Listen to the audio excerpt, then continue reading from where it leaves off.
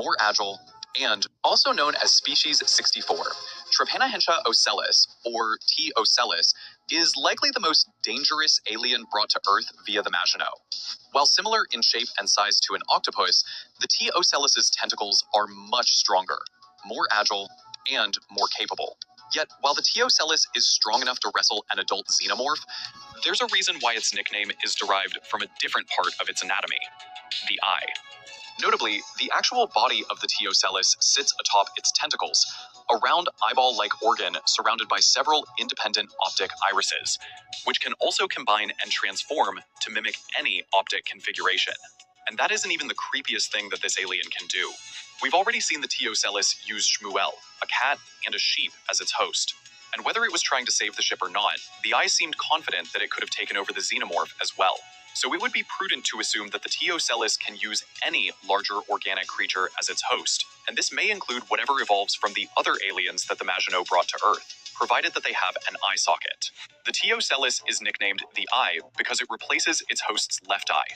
And notably, the eye socket or orbit isn't just a direct, low-latency line to the brain. It also contains nerves that control facial sensations and movements.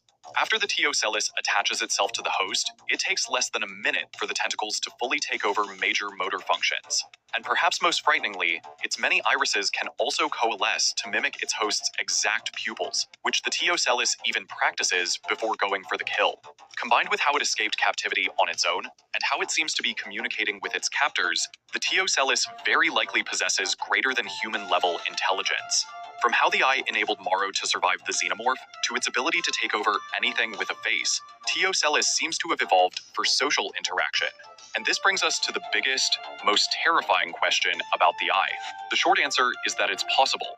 Given enough time aboard a human host, the T. ocellus may just be able to speak for itself. While we still don't know the full extent of its abilities, the eye's biological adaptability implies that it can eventually speak and act like its human host.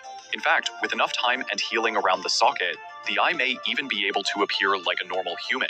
And it also wouldn't be surprising if the eye could somehow access its host's memories, or even specific skills. So while it would be horrifying to see T. ocellus succeed at taking over a xenomorph, the eye could do so much more damage pretending to be human, like one of the CEOs of any of the 5 corporations.